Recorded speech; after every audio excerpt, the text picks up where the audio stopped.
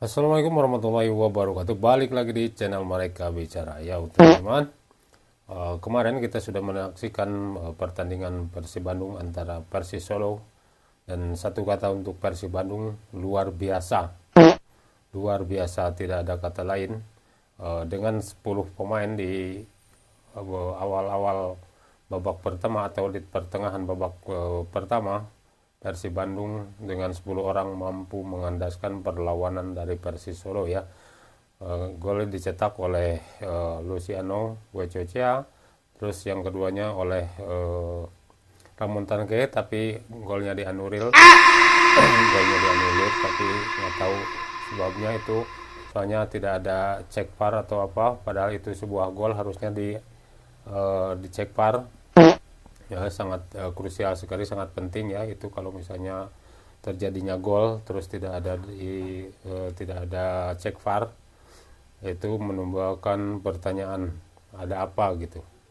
Terus gol yang ketiga itu dicetak oleh William Barros ya, asis dari Beckham Putra.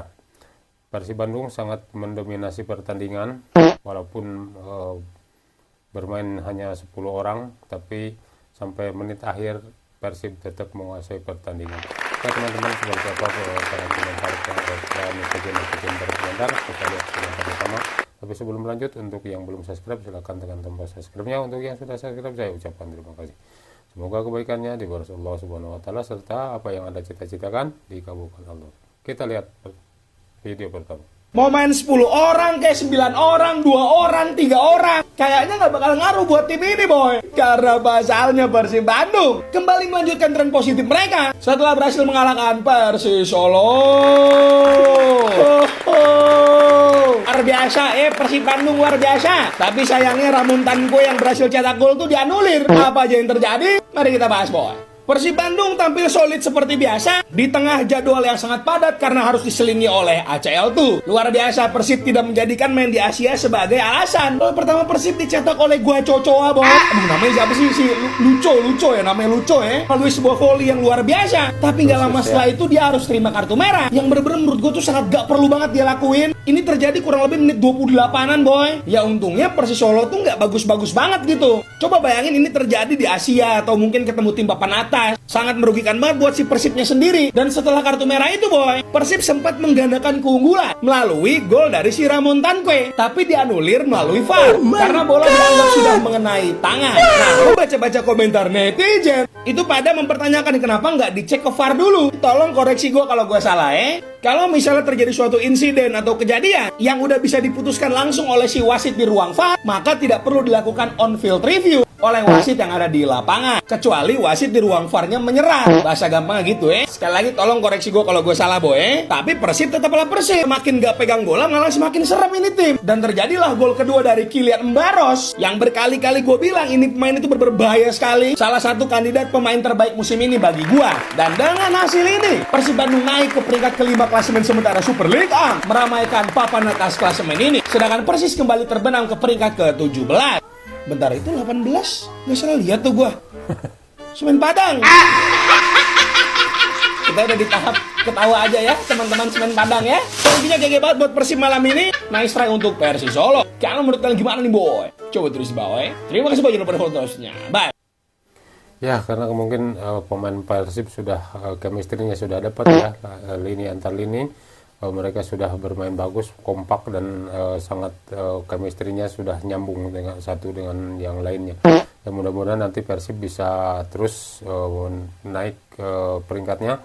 Dan juga di Asia, ya mudah-mudahan Persib nanti bisa mewakili Indonesia supaya tim Liga Indonesia bisa menambah lagi ya di kancah Asia nanti. Kalau misalnya Persib naik memenangkan setiap pertandingan, mungkin ranking liga kita di Asia itu akan naik, dan otomatis dengan naiknya ranking liga kita di Asia nanti akan bertambah lagi ya satu tim untuk di ACL 2 ya, satunya otomatis dan satunya playoff. Ya mudah-mudahan nanti Persib bisa melakukan itu.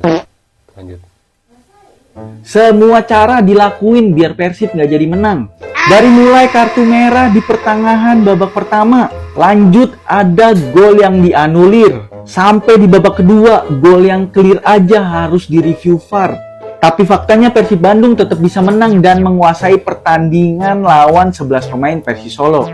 Dengan hasil ini Persib Bandung naik ke posisi 5 klasemen sementara, selisih 1 poin dengan posisi 2 dan terpaut 8 poin dengan pemuncak klasemen. Sementara Persis Solo masih terbenam di dasar klasemen bersama Semen Padang. Persib kelihatannya udah mulai nemuin ritme permainan yang enak. Tapi kita lihat di bulan November Persib akan menghadapi jadwal yang sangat padat dan juga berat. 4 laga tandang lawan Bali, lawan Selangor, Malut United, dan juga Lion City Sailors.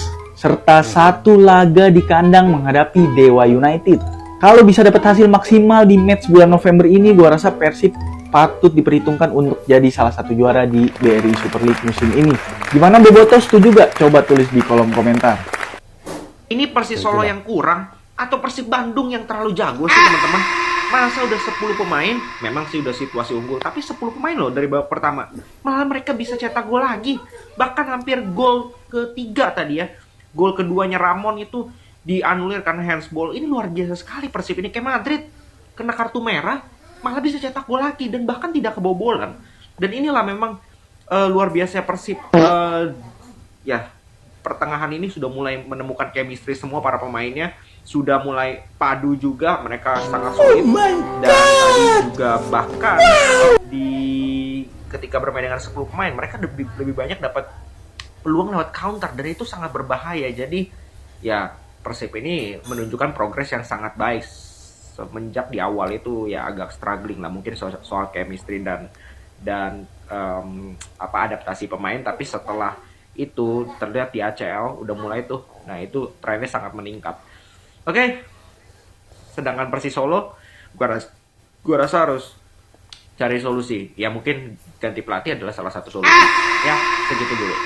Nah, saya sempat bertanya kenapa Persib harus mengganti sebagian besar pemain-pemain bintangnya yang ada di Persib seperti Ciro, ada David Da Silva, terus Nico Ever, si Gustavo Prangka. Kenapa harus dibuang gitu? Sampai saya dulu bertanya-tanya seperti itu. Tapi makin kesini Persib makin menunjukkan progres yang begitu bagus ya, progres yang begitu positif. Di ACL pun Persib belum pernah kalah ini. Bahkan di beberapa laga terakhir di Liga Indonesia Persib juga tidak kalah.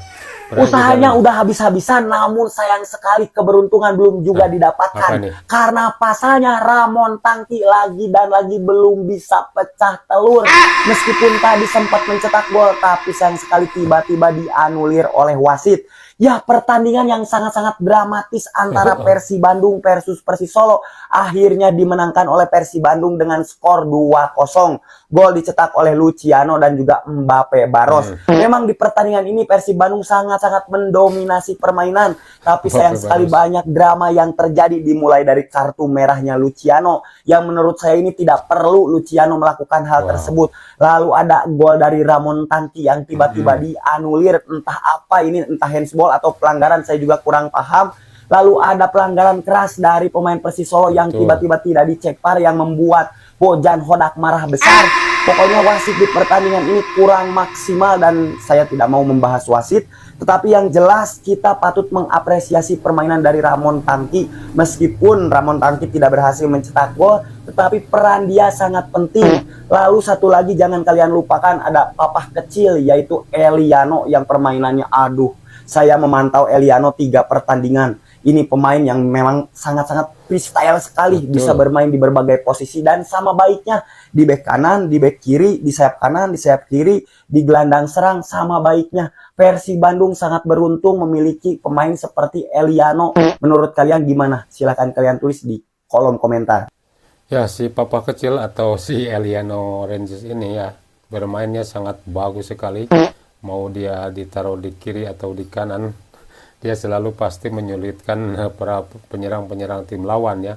Bahkan dia sempat beberapa kali melakukan serangan dan itu sama bagusnya dengan bertahan ya. Luar biasa sekali itu memang Eliano itu. Memang kualitasnya beda gitu. Persib itu badut Asia. Persib itu cuman malu-maluin Liga Indonesia. Ucap kata mereka yang gak punya otak. Setelah kemenangan 2-0 atas Selangor FC, sekarang Persib justru menjadi pemuncak klasemen sementara di grup G.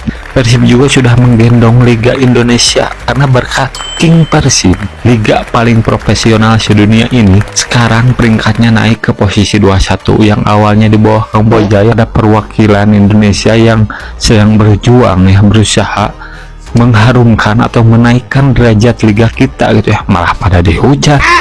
Aneh.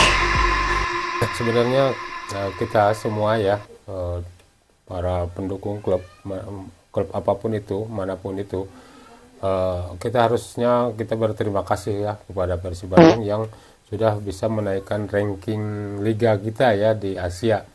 Ini kemarin kita sebelum menang lawan yang udah naik lagi satu peringkat ya, mudah-mudahan dengan terus menaiknya performa Persib terus menang dan ranking Liga Indonesia itu akan terus menaik. Pasca kemenangan Persib Bandung tadi malam melawan Persis Solo, ada satu momen yang menurut gue sangat tidak layak untuk dicontoh, yaitu adalah gestur marah-marah dari Sadil Ramdhani setelah harus diganti pada menit ke-30. Mas Sadil, hei, kenapa marah-marah antum? Mari kita bantu. Kita lihat dulu ya, ini untuk klip dia marah-marah tuh, kita lihat dulu ya. Oke, kita perhatiin dulu, kita lihat. Waduh. Waduh. Itu sih bener-bener sangat tidak layak dicontoh asli. Mas Sadil kagak bohong gua. Sadil tuh semalam mainnya bagus boy, asli. Cuma ya ini adalah urusan taktikal karena terjadi sesuatu yang tidak terduga di lapangan. Membuat Bojan Hodak harus cari plan lain setelah si Lucho di kartu merah dan akhirnya harus menggantikan seorang Sadil. Ini kejadiannya sama kayak Vinicius Junior kemarin waktu El Clasico. Gua bilang Vini tuh ngapain sih marah-marah pas diganti, dan komentar kalian tuh pada bilang begini, ya wajar lah bang, marah-marah bang, orang dia lagi jago, lagi bagus, lagi main diganti. Ini gua kasih tahu sama lu pade, keputusan pelatih itu sifatnya mutlak, apalagi pada saat pertandingan. Sadil pun mengakui hal ini kok, itu adalah reaksi spontan yang tidak patut dibenarkan oleh siapapun. Itu murni kekecewaan saya pada diri saya sendiri, which is menurut gue ini adalah bersifat yang sangat baik sekali dari Sadil, mengakui kesalahannya dan segera meminta maaf. Jangan kayak yang udah salah nggak mau minta maaf gitu, yang udah tahu. Oke, nggak tahu dah gua.